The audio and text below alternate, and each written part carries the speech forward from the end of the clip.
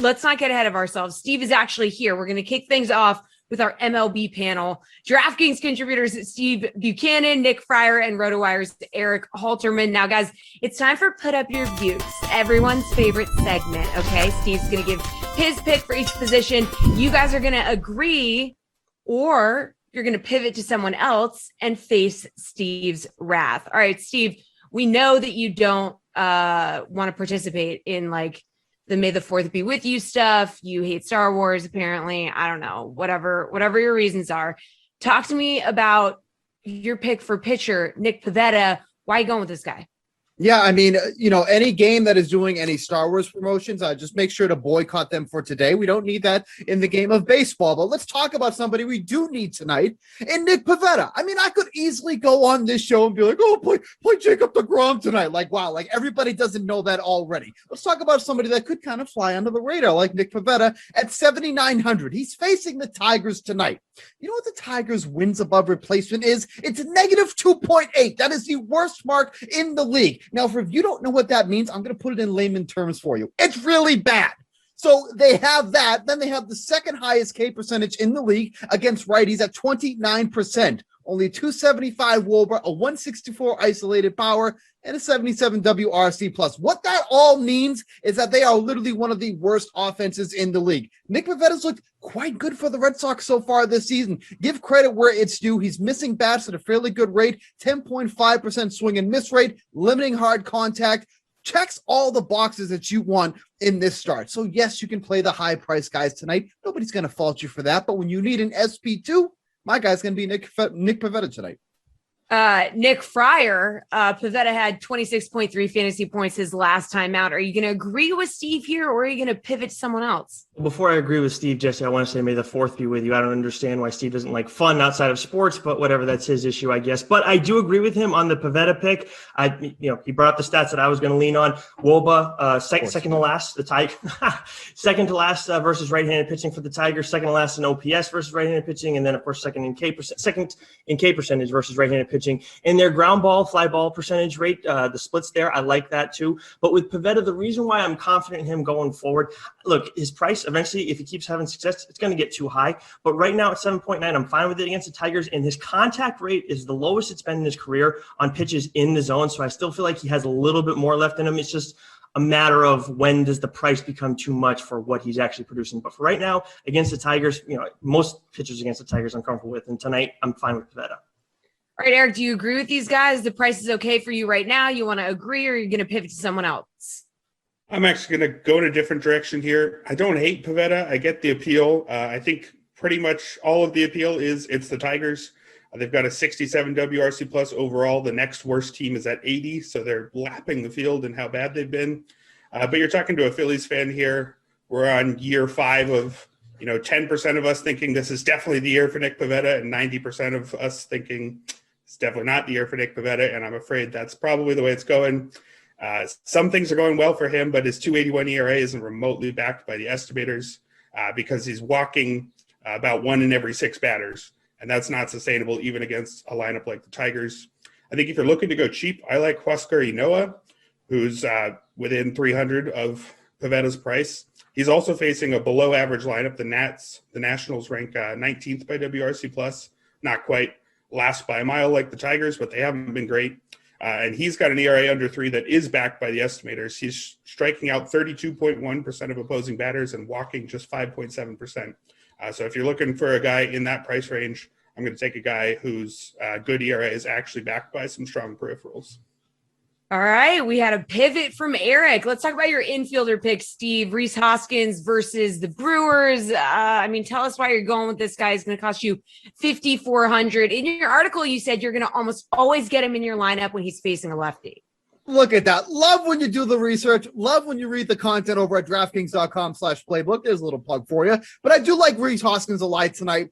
going against Erik Lauer. I mean, all Hoskins is doing, Jesse, like you so eloquently just said, is all he does is smash his lefties. 462 WOBA so far this season, 419 isolated power with 3 of the 8 home runs he's hit. And yes, it is 8 home runs. That, controversial call of the night, it hit the railing. It wasn't a home run, so get over it, okay?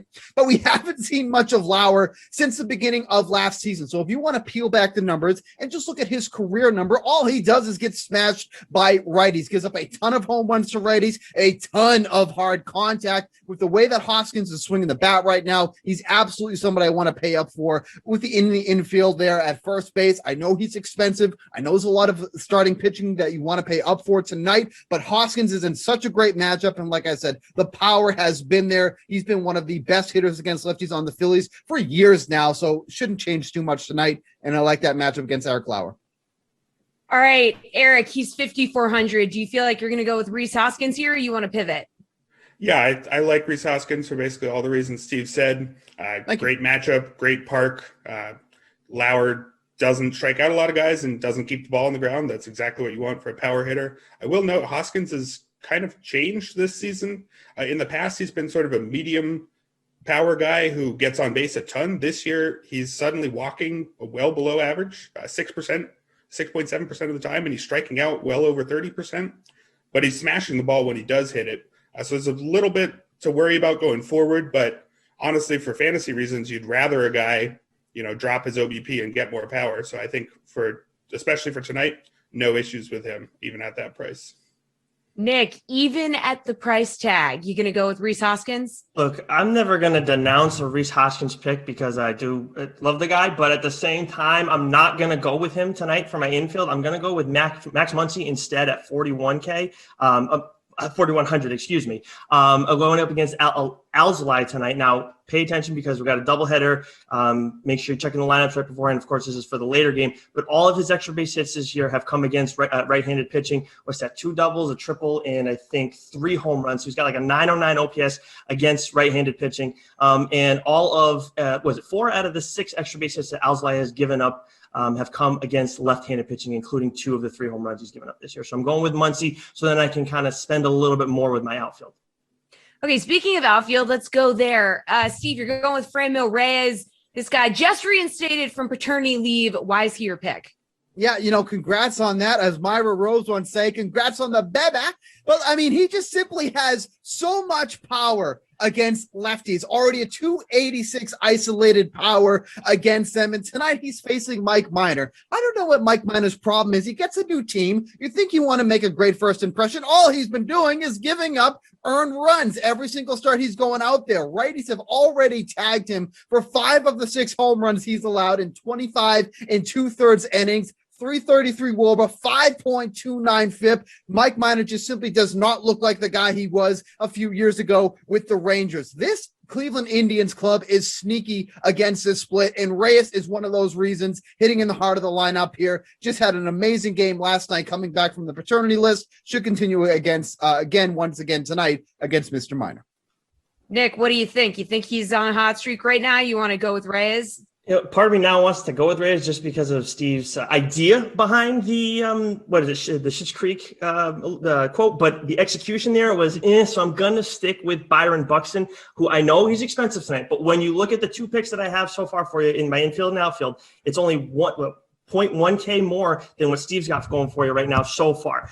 With Buxton, he is mashing right-handed pitching. He's going up against Kyle Gibson, and look, Gibson, I know he's done well so far this year. This is a guy who's had, a 5.07 ERA earlier in his career, like midway through in back-to-back seasons. So he's kind of pitching a little bit better than he normally has. And one of the big reasons, he hasn't given up a home run yet. And I would say a guy that you do that against is Byron Buxton, who's got a 1.293 OPS against right-handed pitching, a 516 WOBA against right-handed pitching, and a 4.42 ISO against right-handed pitching. So this guy, obviously, it's pretty obvious pick, but I would say tonight is one of those times where you have to go with Byron Buxton going up against the Rangers.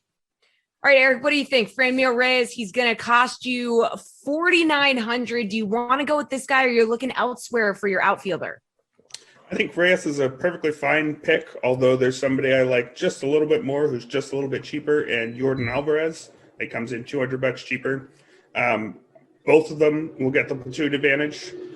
Reyes gets it against Mike Minor. and Alvarez gets it at Domingo Germán. And their underlying numbers have been both pretty similar, even though Minor's ERA is well over 5. I think he's had some bad luck there. The estimators have him in the low 4s. His strikeout and walk rate is totally fine. The main difference between the two is the parks they're playing in. FRANMIL Reyes in Kansas City has quite a tough park, one of the toughest for homers in the league, tough for scoring in general, whereas Jordan Alvarez gets to play at Yankee Stadium, which is, of course, one of the better home run parks, one of the better offensive parks in the league in general. Alvarez hasn't quite shown all his power, but we know it's there. He had 27 homers in just 87 games as a rookie. So it's two guys who profile really similarly, and Alvarez, I think, gets a better park, so he gets a slight edge for me. All right, both of the guys pivoting away from your outfielder pick, Steve. Let's talk value now. You're going with Kyle Lewis. He's 3,400 versus Baltimore. This guy's riding a 5-game hitting streak. Why is he your dude? Ooh, look at that. Taking my notes right from me there. But yeah, Kyle Lewis, girl, the hair's looking good. Notes are good. Everything's good. Kyle Lewis, like you said, riding a 5-game hitting streak. Like, we haven't seen the power that we saw from him in his, rookie of the year campaign last season, but like seeing the 5-game hitting streak. And if you ever want to continue a hitting streak, why don't you just face someone like Jorge Lopez, who continues to be a disaster on the mound? I don't know how this guy is still a major league starter at this point, but here we are. We continue to go against him. And Lewis, of course, on the future AL West champions with the Mariners, are doing their thing right now. Oh, Erik likes that thing. A little head nod from Erik over there. But that's just why I like Lewis tonight. He's simply too cheap. This is somebody you would never get this cheap last year. Starting to come around with the bat here. So while he's as cheap as he is, doesn't have to do much for you offensively. But with that 5-game hitting streak in play and the matchup tonight, I like using him as a cheap play in the outfield. All right, Erik, you're given the nod. Does that mean you agree? I think it's not a bad move. I'm with you on the underpriced outfielder named Kyle, but I'm going to go with Kyle Tucker instead of Kyle Lewis, just a few $100 cheaper. Jorge Lopez is quite a good matchup for Kyle Lewis, although he won't get the platoon advantage, and they'll be playing, unfortunately, in Seattle rather than Baltimore. Kyle Tucker will get the platoon advantage against Domingo Germán, who we talked about earlier. Completely fine, but nobody you should be scared of. And again, in Yankee Stadium, I like that a lot more than in Seattle.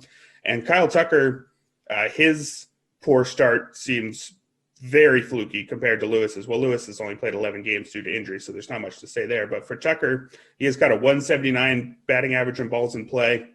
That seems to be entirely to blame for his 188 batting average. His expected batting average, according to StatCast, is 292. So the contact he's making suggests he's hitting the ball as well as he ever has. So given the park and the platoon advantage, that makes him a little bit more interesting than Kyle Lewis for me. All right, Erik going with Kyle Tucker. He's going to be 3,100. Nick, what do you think? Who are you going with? I think Kyle Lewis is a good pick, and I'm going to stay in this game. I'm just going to add on. I don't want to say no to Steve's pick, but I also like Mitch Haniger here, who's at the 3.9K going up against Lopez. Last time I went with Haniger, this was, a week and a half ago. He ended up getting me 24 DK fantasy points, so I'm big on him right now still. I think 10 extra base hits against right-handed pitching this season, but as Steve pointed out, like, the biggest thing is you got to target Jorge Lopez. And Haniger's done well against right-handed pitching too, a little bit better against lefties, but he's still putting up 10 extra base hits against right-handed pitching, 2 more home runs since we last spoke about him too. So I'm fine with Lewis, but I'm personally going to trust Haniger a little bit more here.